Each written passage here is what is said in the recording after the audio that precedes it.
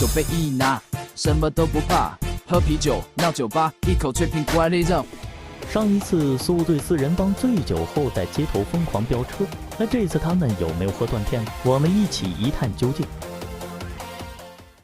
小胖开着奔驰跑车，后面拉着一头长颈鹿。对，你没看错，他竟然买了一只长颈鹿当宠物。高速路上，他沉浸于长颈鹿带来的欢乐之中，十分嘚瑟。但下一秒，长颈鹿撞到了限高的大桥，不仅长颈鹿没了，还造成了一起严重的交通事故。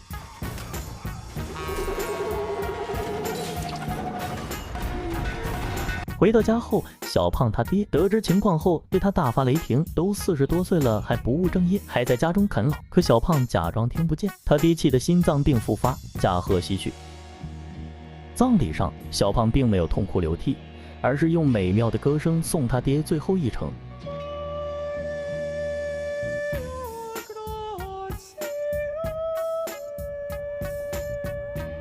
还为他爹挖好了一个深坑。小胖家里的顶梁柱过世了，大家商量过后决定把小胖送进疗养院。小胖直接感动哭了。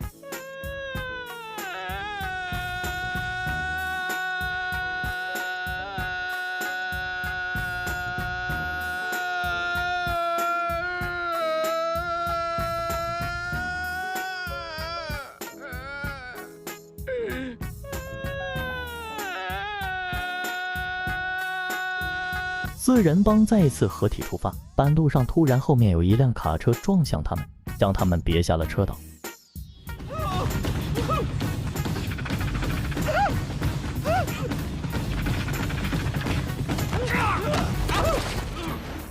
接着几个蒙面大汉将他们绑到一个鸟不拉屎的地方，还在众人不知所措的时候，黑帮大哥出现，告诉他们整个事情的经过。原来在1年前，黑帮老大抢劫了一批黄金，分别装在2辆车上。可周假扮警察抢了其中1辆车后销声匿迹，众人激动了，不是周抢你金条，干嘛绑架我们？原来老大一路调查，发现周在曼谷被抓，就去探监。可周一个字都没说，唯独和周有联系只有小胖，并且得知几天前周成功越狱。原来监狱发生暴乱，上一步被抓的周越狱，顺着下水道一路跑到了大海里。老大威胁他们，如果3天之内不将黄金和周带来，就杀掉倒戈。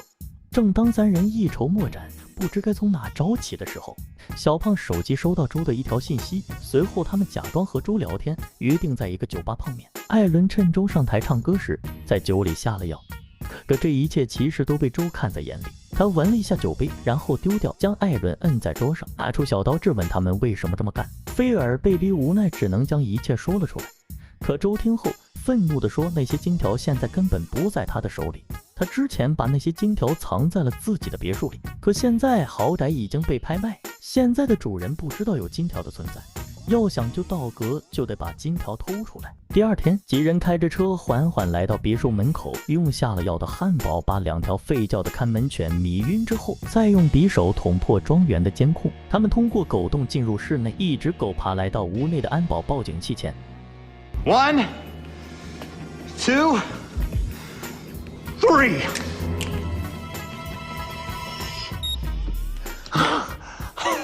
成功解除警报系统，他们来到地下室，抡起锤子就开砸，找到了藏着墙里的金条。他们把金砖一块块的传给门口的周，整齐的码放在了袋子里。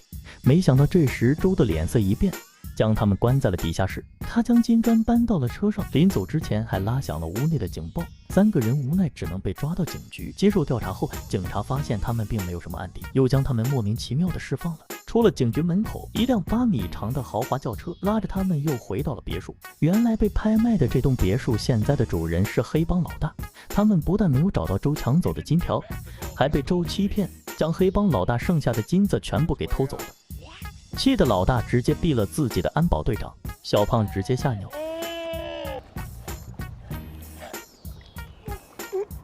黑帮老大并再次警告他们，不拿回金条就杀了他们。可这次对周的行踪没有一点头绪。菲尔灵光一闪，想到他的手机遗落在周开走的车上，他们成功定位到周的位置，就在让他们难忘的拉斯维加斯。几人在这里找到了被遗弃的车辆，本打算进入商店打探一下周的消息，没想到小胖竟然和女店员对上眼。小胖牺牲了自己，才成功从女人嘴里套出了周的下落。得知周住在酒店的总统套房，三人兵分两路。艾伦开车在酒店外等待，菲尔和小胖悄悄溜进酒店，拿了一堆床单，来到楼顶，将所有床单捆成绳索，准备从天台下去，趁他不注意将他迷晕，带出酒店。好在他们最后有惊无险地来到了露台，可狡猾的周早已察觉到，纵身一跃，身背降落伞跳下了酒店大楼。菲尔赶紧打电话给酒店门口的艾伦，让他开车紧紧跟住周。最后导演神来之笔，巧妙的安排让艾伦和周相撞。周倒地后昏迷不醒，他们把周和金子装进车子的后备箱，就来找黑帮老大，一手交钱一手交人。黑帮老大并不想给周解释的任何机会，直接冲着后备箱连开数枪。可当打开后备箱，里面却空无一人。黑帮老大和小弟刚一转身，就被周从后面开枪打死。原来在黑帮在拿金条的时候，胖子打开了后备箱的挡板，把周给放了。最后周给小胖一个金条作为答谢，可小胖要的并不是钱，也不想再和周有来往。也许这个时候小胖才真正成长为男人。四人随后驾车离去。半年后他们再次相聚，小胖竟然也迎来了自己的婚礼。新娘原来就是那个女营业员。这次往日的废柴小组已经今非昔比，最可贵的就是他们彼此深刻的友情。